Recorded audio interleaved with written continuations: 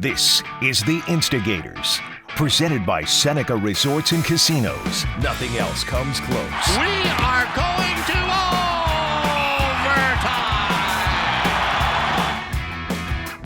overtime! Yes, the last Sabres game that was played before this premature pause, so to speak, did in fact go to overtime as Buffalo clawed out a point against the Pittsburgh Penguins to cap a 5 of 6 road trip with Marty Barana and Brian Duff. It's the holiday edition of Instigators Overtime. Marty, are you ready for the big season? I am so not ready. And I know at the time we're recording this, I'm not ready. And at the time this will be published for people to see and listen to, I will still not be ready. I won't be ready on Christmas Eve. I'll be scrambling until the very late afternoon hours and get it done then.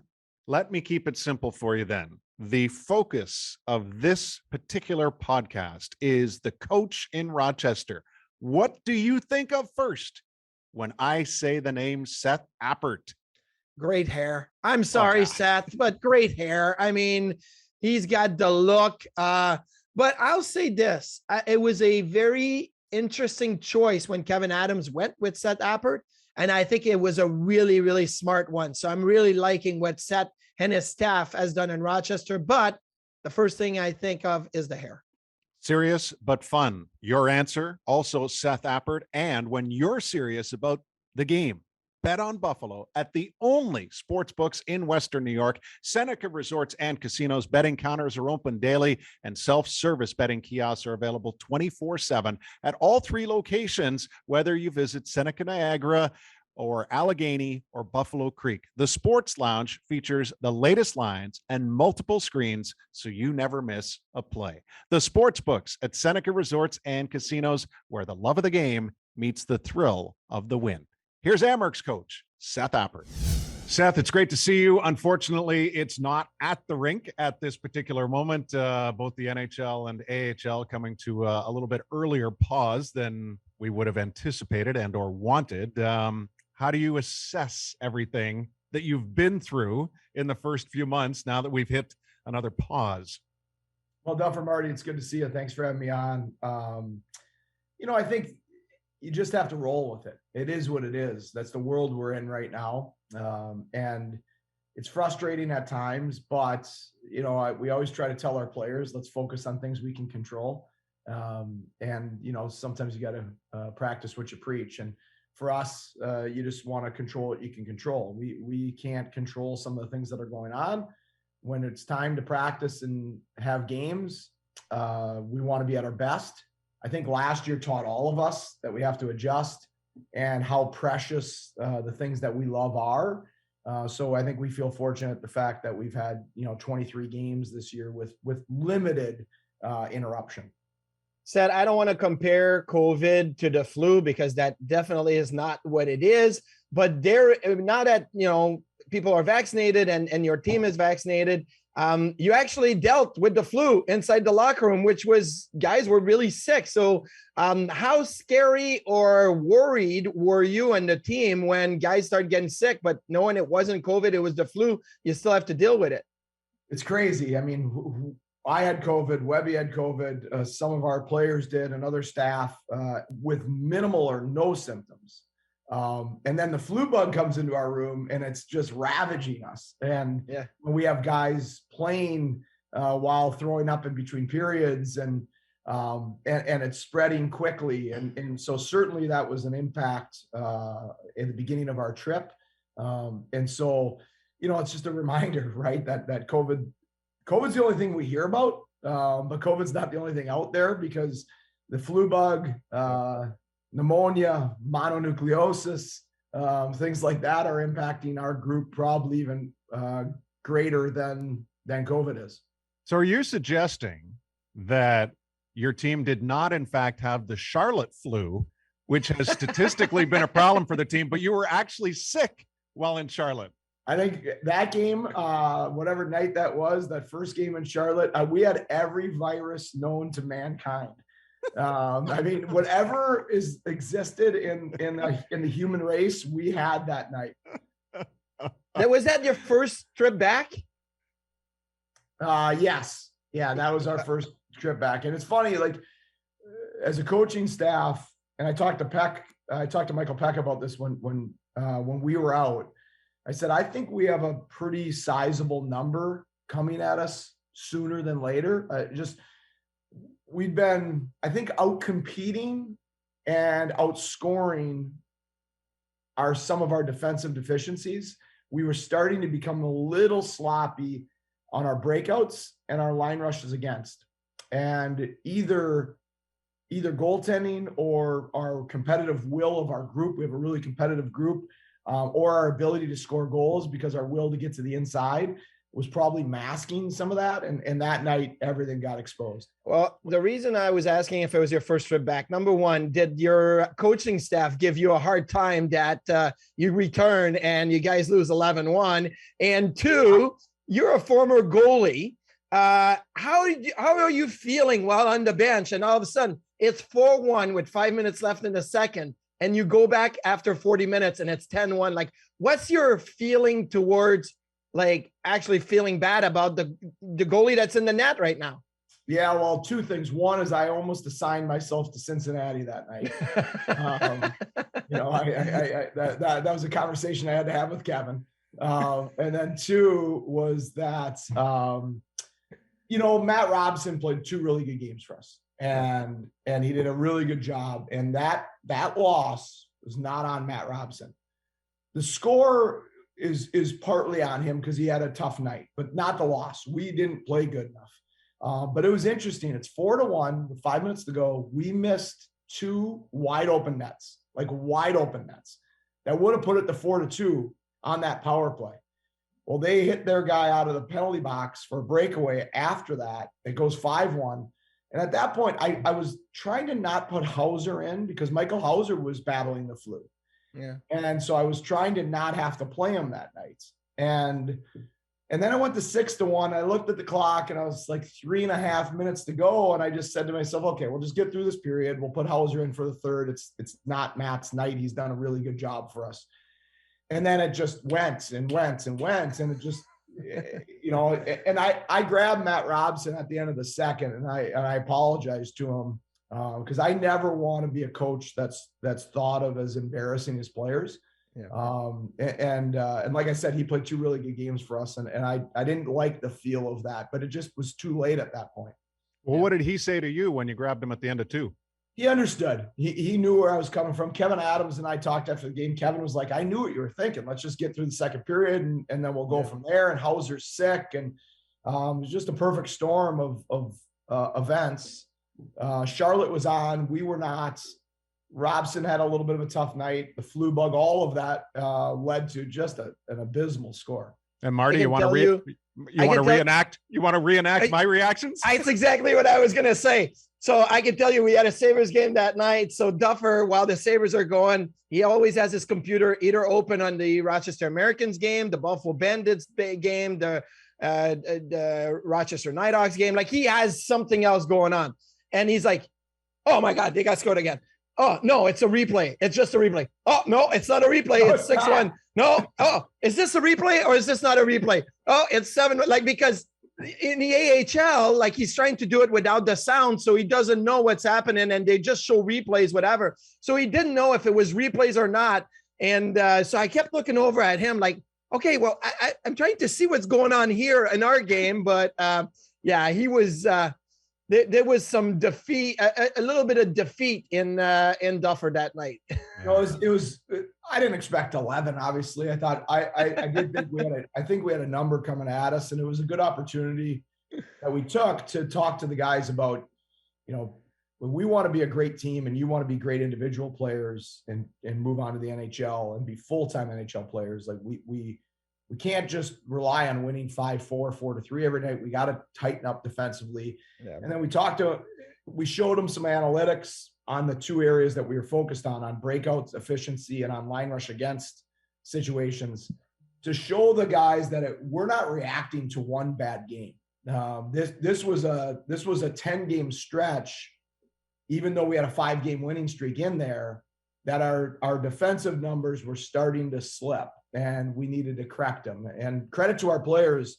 I thought the next 3 games we were really good defensively and had some of our best defensive numbers from an analytic perspective in those 3 nights. It's really great to hear you say that, just in the context of, what you can actually take from every loss, and especially ones as pronounced as that. And I was quick to tell Marty, this was the last time the Amerks had such a lopsided loss. They went to the Calder Cup finals in 1984. So, and I think Marty was in that. Well, I was worried because he threw that question at me. He said, Marty, do you know when the last time that the Amerks lost with that big of a score difference?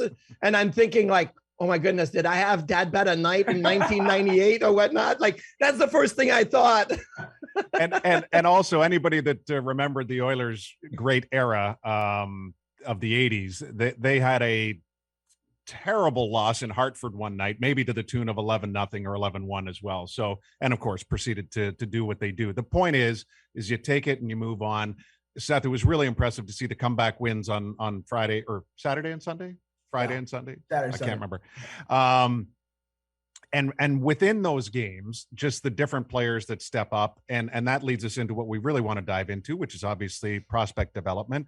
You've had Arttu Ruotsalainen come back and join the mix lately.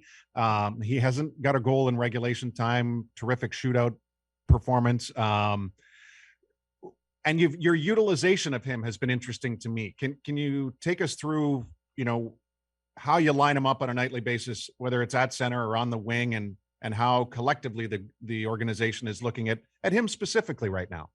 Well, I think Arttu had a almost idyllic rookie season in North America last year. He was on a roll in Finland. He came to us.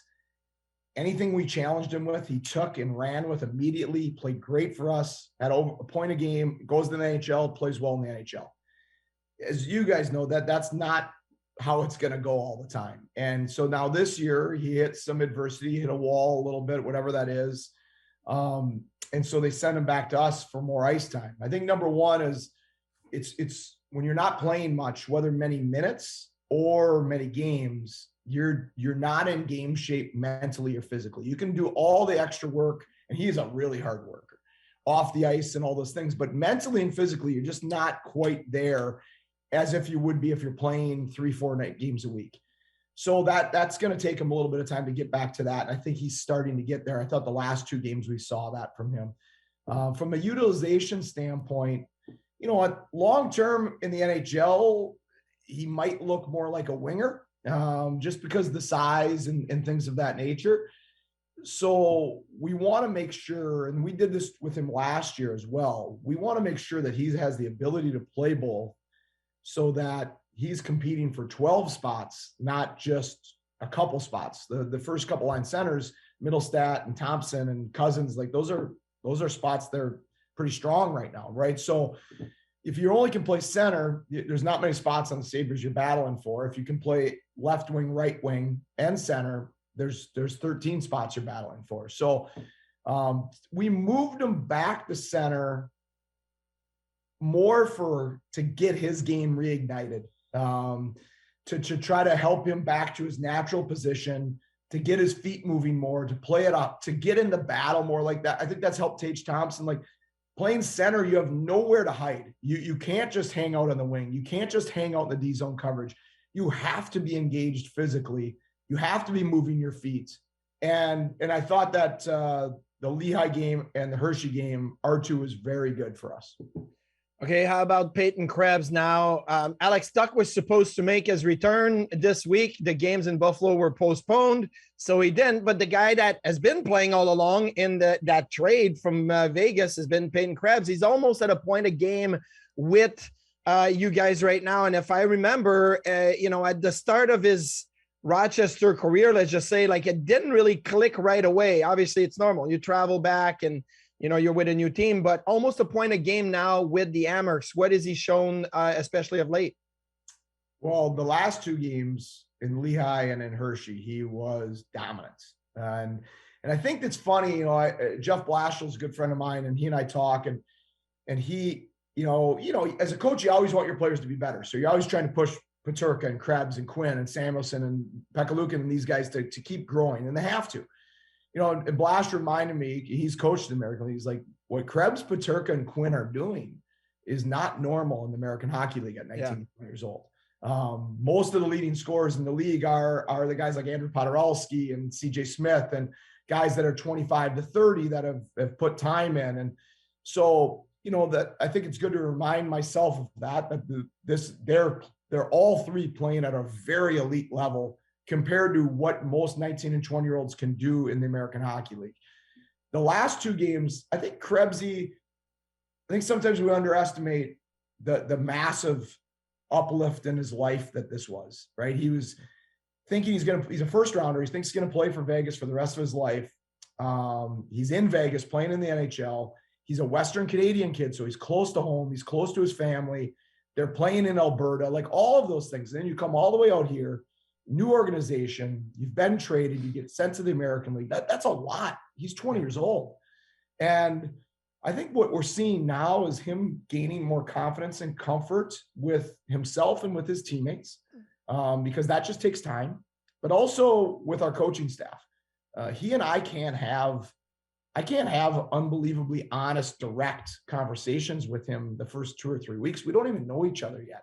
And we have to earn that trust with each other so that we can open up to each other about things that he needs to get better at or things he needs to tell me. And I think we've seen that more from him in the last few weeks. And Lehigh Valley, he played 27 and a half minutes. I mean, think of that number as a 20-year-old forward. And he helped us come back and win that game. And then the next night, I was curious to see, I didn't intend that many minutes. I knew his minutes were high that night, but that was a little probably too high. I was curious to see what he'd have in the tank the next night, because now we're in a 4-6 all on the road. And he was dominant in that Hershey game. So I thought that was really great to see that heading into break. I thought he had two of his best games in an Amerks jersey. Well, he had 2 goals in the third period, and your comeback was quite pronounced in the third period after being down 3-1. I'm just wondering whether you were surprised after a good first, second, that you had all that in the third period to be able to not only win, but win in regulation time. We thought we did. We were dominant in the first. We probably should have been up by more than one. We were sloppy in the second. And what we tried to get our guys to understand is our first period, we played north, we played direct, we played predictable. And we're a young team. And sometimes structure and predictability to young players, they hear that and they cringe because they think you're trying to take creativity away from them. And what we try to get their guys to understand is that structure and predictability of the other 4 guys away from the puck leads to more creativity, leads to more speed, because you have an understanding of where the other 4 guys on the ice are going to be, which allows you to be as creative as you want to be on how you utilize those 4 guys. In the first period, we were incredibly structured and predictable and north driven. In the second period, we tried to force pucks and we turned pucks over. The third period, we got back to it. The one thing I was worried about in the third is they had a goal early in the third that was probably one Hauser would want back. And don't say that. Don't ever say that, Seth. Every goal we want back as goalies. You know that. I agree. This one maybe more than most. Okay. If you look at Hauser's reaction, it was pretty clear. This one more than most. And so you're fighting back. You're on the road 4-6. You feel good going into the third. And then you give up that one to start the third. And then you're like, wow, this is a tough road back now. It's a good team. Hershey's got a good hockey team. So, and then the rest of the game, we were fantastic. And it was certainly Krebs and Peterka were a massive, massive piece of that because they were very, very dominant players that night. Okay, so you talk about these guys, these young prospects, and Kevin Adams spoke to the media this week, and he was asked about, guys going to get called up. How does that work? Ukko-Pekka Luukkonen got called up, necessity, and played extremely well. It was a good surprise. You seem to be able to project in the future a little bit as a coach. You have to do that. You said, we had a big number coming, and you kind of sensed it because of the way you're playing. What do you see for some of the younger prospect, the Peterka, Krebs, Quinn, if and when he comes back from mono? Do you anticipate you may lose them for a few games here and there down the stretch so they get some NHL experience at some point? I would assume that's the case. Obviously, those decisions are made above my pay grade, and certainly with input from us. And Donnie and I and Kevin and Jason Kermanos, and we talk regularly. We have really good communication. from Kevin right through to our development staff, it's been impressive to be a part of. It's been fun to be a part of. How many conversations that I get to be a part of as the American League coach, it's been really, really positive to see the communication lines. So I think they will. I think they're earning that, but I also don't think it's a rush. Our goal, my goal, like we have a lot of players on our team that can play in the NHL and that have played in the NHL. I don't want our players, especially our young prospects, to just play in the NHL. I want Peterka and Quinn and Krebs and Samuelson to be impactful in the NHL and to be ready to help the Buffalo Sabres win and move closer to being a playoff team. Just playing in the NHL, a lot of players can play in the NHL. Can we move the needle of the franchise because they're so good in whatever they need to be great at? Are they an elite penalty killer? Or can they contribute offensively? Can Sammy be a top 4 shutdown defenseman that breaks the puck out? Like, can Ukko be a starting goalie? Though we're trying to get our players to be impactful NHLers, not just guys that can play. So those are the things we're fighting for every day with our habits and the things that we talk to them about on video, with that I watch with, that Michael Pekka watches, that Mike Weber watches with the guys. And I think they will earn games at some point this year. But I think that, and we've seen this with other organizations, Tampa Bay, the most prominent recently, these kids that grow up together and go through adversity and failure together and then find a way to win together, really develop some bonds that are incredibly impactful as they move on to the NHL. Yes, and what a difference it often is for 2 and 3 years developed in Syracuse for Tampa when they walk into a situation where they're unlikely to fail, right? Because they are literally put in a good position based on the talent level and structure that they have at the big club. So you can see how it all works in harmony together.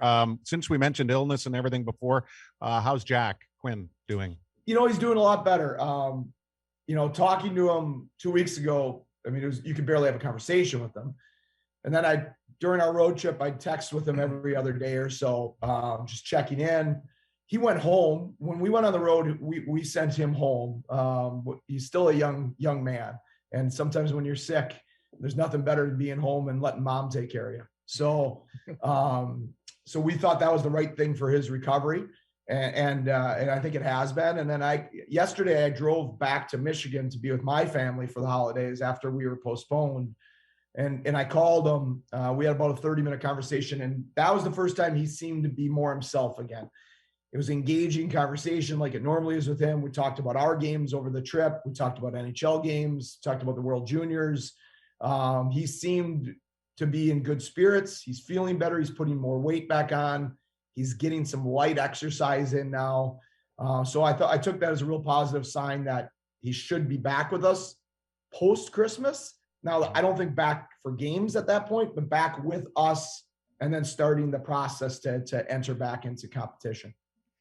Seth, I want to ask about you personally. So you talk about Syracuse and Tampa, right? So, I mean, obviously there was a progression from John Cooper to get to the NHL. You talk about Jeff Blashill. There was a progression for Jeff Blashill to get where he is. Even Mike Sullivan in Pittsburgh, he was in the NHL, went back to the AHL and progressed to the NHL again with Pittsburgh. This is only your second year coaching pro hockey, but what is your roadmap? Your next 5 years. What is that? Trying to see what that looks like for you and where you want to be. Well, I'll say this, Marty. It's a good question. I've never had a 5-year plan. I don't believe in them. I didn't believe in it when I was at Denver. And I was at Denver as a young assistant, and we were winning national championships. And people tell me, you got to job jump. You got to stay hot. You got to capitalize on this. And I didn't believe in it. I loved working for George Gwozdecki. I loved working at Denver. I went to RPI. We were building some really good things. I probably should have left RPI earlier because you probably can't win there long term. But you learn those lessons. And I felt the same way at USA. I was not looking to leave USA Hockey. I loved working at the national program. I left because I was intrigued at working for Kevin Adams because he's such a great person and a great human. And I was intrigued at the challenge of trying to help this organization grow. So do I want to be a head coach in the NHL? Absolutely. 100%. And good friends of mine like John Cooper and Jeff Blashill have shown and paved that way. But I don't think about that. I don't fixate on that. My goal every day is to be a great coach for the Rochester Americans, to be the best coach possible for our prospects, for our players. We want to create an environment in a culture in Rochester where our players can thrive, where they can be themselves, but that they're challenged, that they're competitively challenged, that they're mentally challenged, but that they're treated the right way as humans so that they can thrive and be the best versions of themselves. I believe that if we do that, long-term, that wins out. It wins out for our players. It'll end up winning out for me and whatever that means. So I don't really think about anything other than that. Seth, if I could, I'm going to take a few names off your roster here and encourage you to give me a word or a really short sentence on all of them. Starting with the guy I just asked you about, Jack Quinn. How would, like, whether it's his game, give me something about Jack Quinn that you've seen this year. Competitive as hell, fun, and curious. Now, this surprised me a little. JJ Peterka actually leads the team in shots despite his low goal total. But all that aside, what do you think of Peterka? Silly, explosive, and dynamic. Sean Malone. Warrior. Like absolute warrior. I did not know that. I knew we were getting a good player. I coached against him. I know him. We talked about him in the summer. I didn't understand what an absolute warrior he is and how hard he plays for his teammates. I've really enjoyed watching his impact this season. Michael Mersch. One of the best leaders I've ever had the privilege of coaching. He is his daily habits. If he was a better skater, he'd be making $8 million a year with his habits, his competitiveness, and his detail. Wow. That's a great compliment and probably something he hates to hear all at the same time. Yeah, I mean, it is what it is. He leads especially the 8 million comment. Right. Like he leads the second best league in the world in goals right now. Right. Yeah. Marty, you want to throw a name or two in?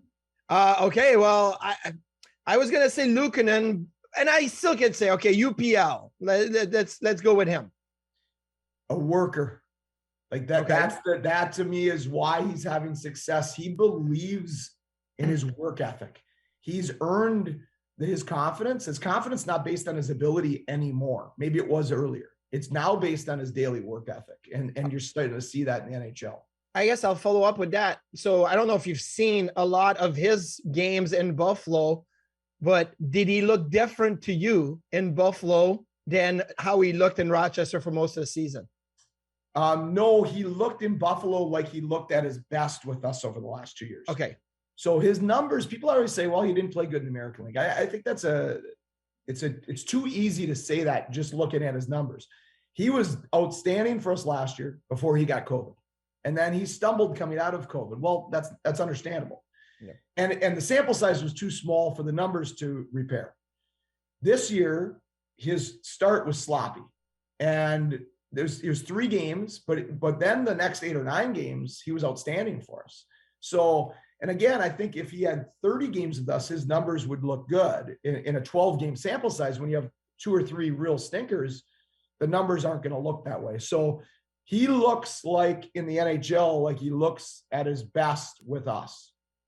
Because I said to Duffer, like Benoit Allaire, who is my goalie coach with the Rangers, but I had him when I was a teenager. I went to his camps. He always said there was 3 pillars of goaltending. There was a physical pillar, a technical pillar, and a mental pillar. And you have to try to push those pillars up as much.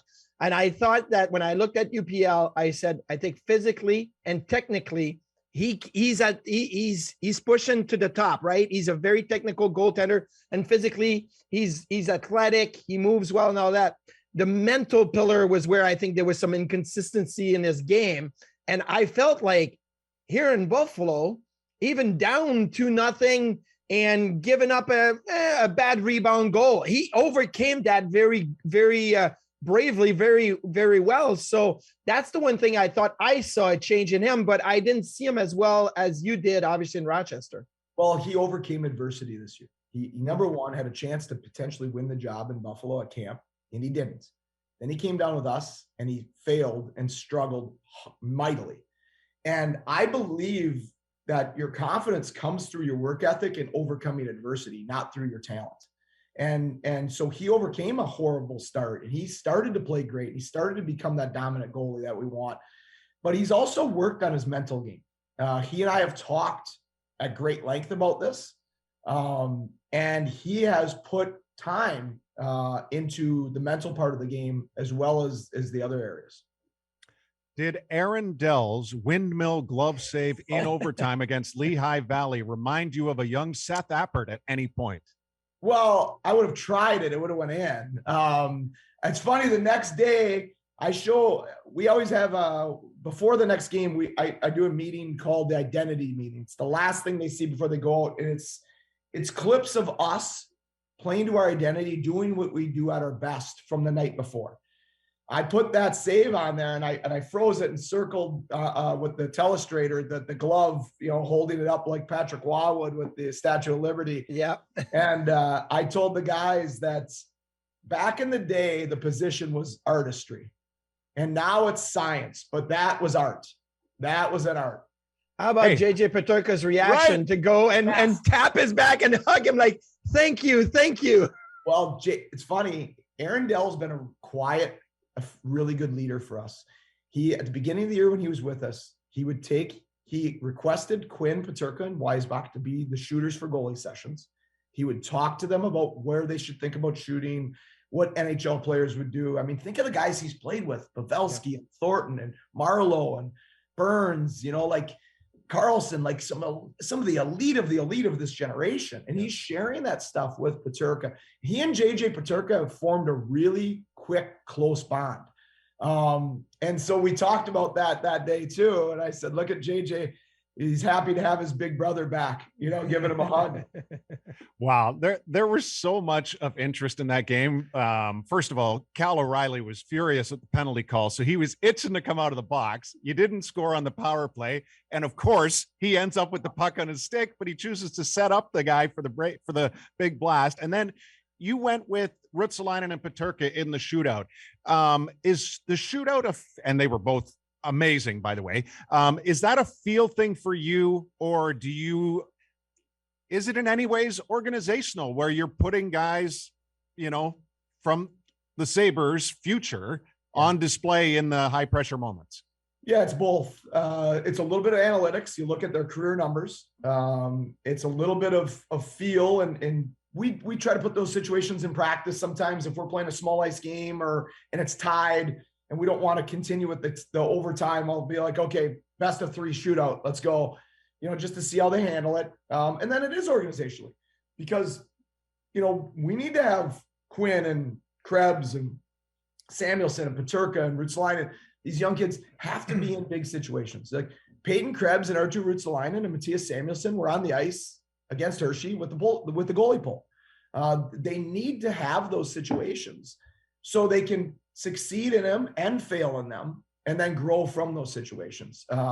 Obviously that night, both Arttu and JJ succeeded very well. What's your plan when you go to a shootout with the order of the shooters? Just because I'm saying the other day, Buffalo is in Minnesota and arguably the best shootout player with the Sabres is Tage Thompson.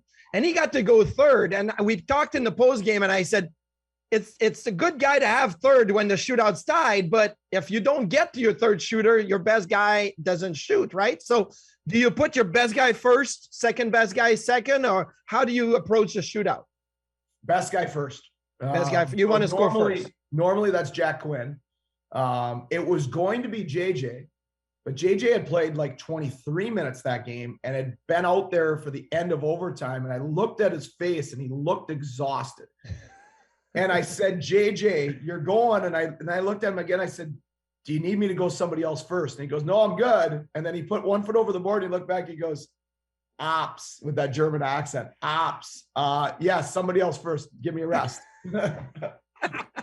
Wow. Did that R2 first? Yeah. Did that ever pay off? He froze the netminder so bad he had half the net to put it into. That was so impressive. And we see that. That's the exciting part of all these guys. Their raw skill is absolutely incredible. Marty, do you have any spontaneous dis or dats for Coach Appert? Maybe holiday themed at all? Yes, best Christmas present that was hockey related. It's not a this or that. I want to question. It's a quick fire. Well, first of all, I'll go to the gag gifts our team had this year. Michael Mersch has perfected the art of scoring on either one knee or two knees down. Yeah. Yes. We think he's revolutionizing the game. And so they got him a little mini stick with a crowbar attached to it. So Seth, the other game, he took it to a whole new level. He did it in the neutral zone. He made him play around a defender on his knee again. I'm like, what is he doing? He's changing the game. Best Christmas present for me as a kid always would have been getting a new Christian goalie stick. I was going to ask you about. Yeah, I was going to ask you about brands, but so you're a Minnesota guy, right? Yeah. So Christian USA was huge. Okay, this or that. To have the curved Andy Moog paddle or the straight paddle, which one did you have? The Curtis curve. Oh, that was awful. Just It's and the terrible. people that don't know. I agree. It's terrible, but it's you grew up in Minnesota. My uncle was in Warroad. My cousins were up there. So Warroad is a really unique, special place. It's an incredible hockey town. And so I got to be up there. I've played games up there, and you just, when you're from Minnesota in that era, you're going to use Christian for sure. Okay. Well, what about, I know it's not Minnesota, but it's a U.S. company, Michigan, Vaughn or Bauer, CCM Co, whatever. So did you have Vaughn or did you have the rest of the stuff? Well, until about grade 11, I had whatever the Cottage Grove, Minnesota equipment shack would give me. And then my dad and I would be putting leather, or tar over the holes in the pads. Yeah. But then when I could get my own, I think in grade 11 or grade 10, I was Vaughn, and then I was Vaughn through college. Yeah. See, I didn't even know, but I just know you Midwest guys so well. You're just a Vaughn, enterprise over there. Well, so. And now one of my favorite goalies I've ever coached, Adam Burkle, who was the MVP of the Frozen Four at Denver. He's a Vaughn rep now, so I definitely have to be Vaughn. Yeah, Ryan Miller wore Vaughn at Michigan State, and when he first started in Rochester, whatever, and then he switched over to Reebok and CCM. But all you goalies out that way all wear Vaughn, just like the French guys in Quebec all wear Coho and CCM. That's just the way it was, right? We just had our own brand. And last for me, this or that. To score a goal or not to try to score a goal. If you had the puck on your stick, you're up a goal in the goalie's pool. Do you take the shot or do you just try to get the win? I fancied myself as an offensive player, so I was going for it. There's no doubt about it. I probably with 2 goals, I'd go for it more. But Bob Daniels, who's still the head coach at Ferris State, can attest to I was very good at turning the puck over because I thought I could play the puck well. Ooh, speaking of empty netters, how has your coaching philosophy changed as far as how early to pull the goalie? This on the heels of Dean Evason doing it this week with just under 10 minutes to go in the third, down by 3. Yeah. I think Rand Pecknold, who's one of the best coaches in college hockey, Quinnipiac, will tell you that I was doing that 15 years ago. And he's told me, he's laughed. He's like, on his pre-scout sheet, ever since the first year I was at RPI, we pulled with 12 minutes to go, down 4. It was a 4-on-4 situation, so that put us onto the power play, but they couldn't ice it. So ever since then, every time we coached against each other, he'd have in the pre-scout sheet, he will pull the goalie at any time. so you were the first one. I don't want to say I'm the first one, but I've always been willing to pull the goalie early. And in Charlotte in night 2, when we played real well and we're down 3-2, I regretted not pulling them with like 3:23 left because it was an ozone face-off. There's no better time to pull the goalie than on a face-off because there's some structure and people are fresh. After that, it's chaotic, and sometimes you're trying to get the goalie out, but other guys might be changing at the same time, and it can be a lot more messy.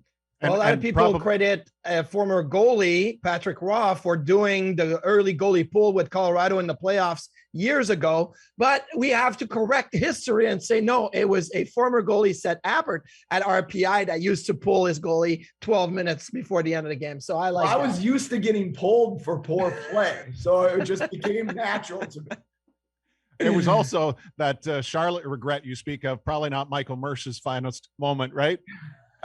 Probably not. A little bit of an own goal in the empty net. Yeah, that's not where we want Mersch to have the puck. Like, no, that's actually very true. I don't even know how we navigated. Like, we have all these talented players on the ice who are great at bringing the puck up the ice, and I'm like, why are we giving it to Mersch at behind our own goal line right now? Yeah.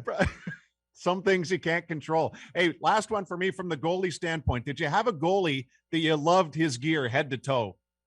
When you think back? That's a good question. I don't know if I'd say, I don't know if I can answer gear. I would say mask for me, Murray Bannerman. Oh, nice. Yeah. Murray Bannerman. I hated the Blackhawks. I was a North Stars fan growing up, and so they'd meet in the Norris Division playoffs all the time. But I thought Murray Bannerman's mask was outstanding. And who was the goalie you looked up to? You know, it's funny for me, and it's the reason I probably started playing goalie, was John Casey. Yeah. So John Casey was from a small town in northern Minnesota, Grand Rapids, and he came down. I was 6, and I had already just watched the Olympics, fell in love with the 80 Miracle team, and was already playing hockey, but was starting to now fall in love with it. And then John Casey came down with small town Grand Rapids, Minnesota, and beat all the city teams and was just an absolute stud that whole tournament. And I remember thinking, that looks really fun what he's doing. So then he went to North Dakota, then he played for the North Stars. So I was able to kind of follow his career. And so certainly John Casey was probably the guy that I liked the most. I was just asked a question yesterday for me, and I remember going to see the Hartford Whalers in Quebec City play the Nordiques and watching Big Mike Liut in warm-up and just be mesmerized by, he would bend at the waist and the crossbar would hit him in the bottom of the back. Like, he was so big, right? When I was that age, I could fit under the crossbar in the net. And I was like, one day I'll be as big as Mike Liut and I'll be able to cover the net. But he was the guy for me that I used to watch as a young kid and be like, oh, he was such a good goalie. Yeah. And while he didn't have the artistic impression on the mask, his mask was certainly legendary with the cage. Yeah. And the way the cage was weird. And it was, and I even I still remember his brown pads and the way he used to roll his skate over to make saves. Like, these are the images that you keep in your mind. Okay, we've exhausted your time. Yeah. It's probably past Christmas now by the time this airs in its completion. But I'm guessing if I was to ask you to say one thing about one player that we didn't talk about, you'd probably end this call if we didn't, and be disappointed you didn't say something about Casey Fitzgerald. I was going to bring it up. We're proud of all of our guys when they get called up. But there's certain guys they're destined. They're going to play in the NHL. They're high picks. They're going there. Our job is to help them be elite NHL players. Casey Fitzgerald, Brett Murray, 2 years ago when our staff got hired, we're not destined to play in the National Hockey League. And the work that those guys have put in, how hard Casey Fitzgerald's worked from being a healthy scratch for most of his first year, or playing forward, to becoming a top pairing defenseman in the American League, to earning that call up. That night we were in Lehigh Valley. We had a game the next night, and we as a coaching staff were like, we're not going to dinner. We're not going to kind of half watch the game. We brought the projector back to my room. We put it on a big wall. So we had a big screen. We ordered pizza in. The whole coaching staff watched it because we were so excited for Casey. What a great warrior and teammate and competitor he is. And to watch him play that well, 5 hits, 2 blocks, a fight, an assist. What a great first NHL game for him. Yeah, with mom and dad in the audience too. And they were pretty proud. So that was great.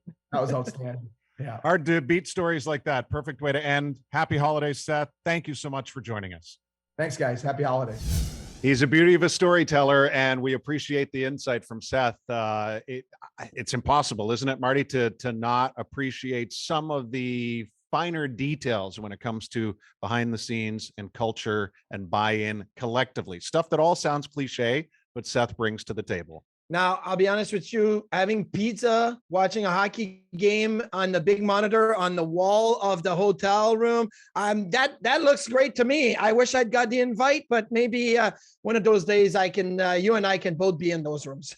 And I think it's fair to say that since you defaulted back to that story first, I think Fitzgerald himself is a wonderful, surprising story that this early in the year, he got his first NHL game. And that leads us down the path of our weekly 3 stars here on Instigators Overtime. I was hoping to do it more of a surprising 3 stars. You on board for that? I'm on board. I picked more of my normal 3 stars, but they have a surprising factor to it. So, okay. So I like it. All right. Dive in for us at number 3. Okay. Do you want me to go 3, 2, 1? I do. Always. Okay. I'll go 3, 2, 1. My number 3 star is Victor Hedman. And not a lot of people have talked about Victor Hedman. But you know what? Victor Hedman leads the defense in scoring this year. There's Cale Makar, but he's not at 31 points like Victor Hedman. There's Adam Fox. Well, he's tied with Victor Hedman, but Hedman has more goals. So with all that offensive defense that we're seeing in the NHL and the young players especially, Victor Hedman is still at the top at this holiday break. So he's my 3rd star. 2nd star, Steven Stamkos. It is amazing to me that Stamkos has got 35 points in 29 games. He's 6th in scoring at the NHL holiday break right now. And one of the biggest reasons why the Tampa Bay Lightning are where they are, no Kucherov, no point. Stamkos has been on fire. And as I've done pretty regularly on this podcast, Stuffer, I group my 3 stars in one team. So my 1st star is the Tampa Bay Lightning, who before the holiday break beat Vegas in Vegas after coming back from behind. They were down 3-1. They won 4-3. They're doing it without their best players. And late in October, the Tampa Bay Lightning visited the Buffalo Sabres. And at that moment, Buffalo won 5-1 and Tampa slipped to 2-3-1. Well, right now they are the best team in the NHL. They had a bad start, but they recovered. So they are my number 1 star. Surprising. Yeah. Number 1 star. Well, surprising according to Steven Stamkos. He recently said, we're kind of sneaking up on teams here. We're just going about, we're what did he say? Munching away points? Munching away points.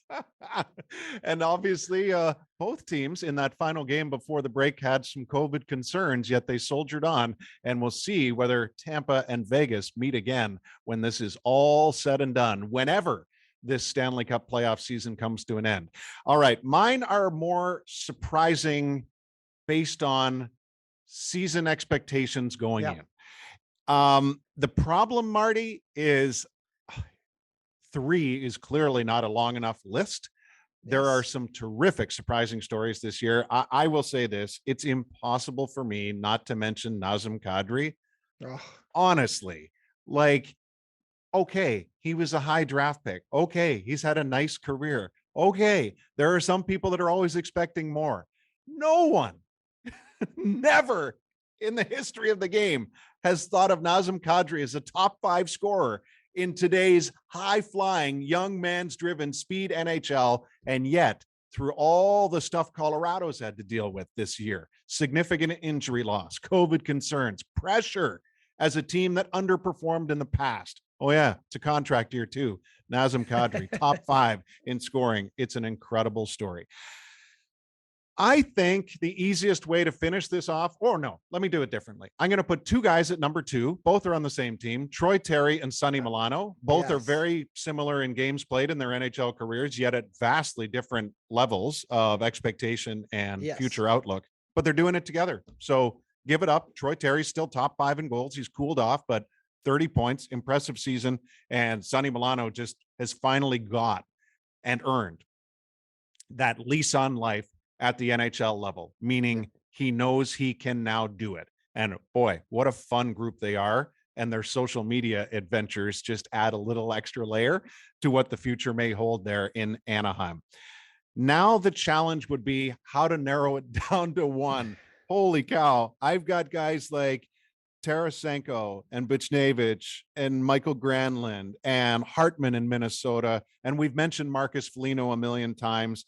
I'm going to say, because it was a surprise at the time, Moritz Seider with the Red Wings.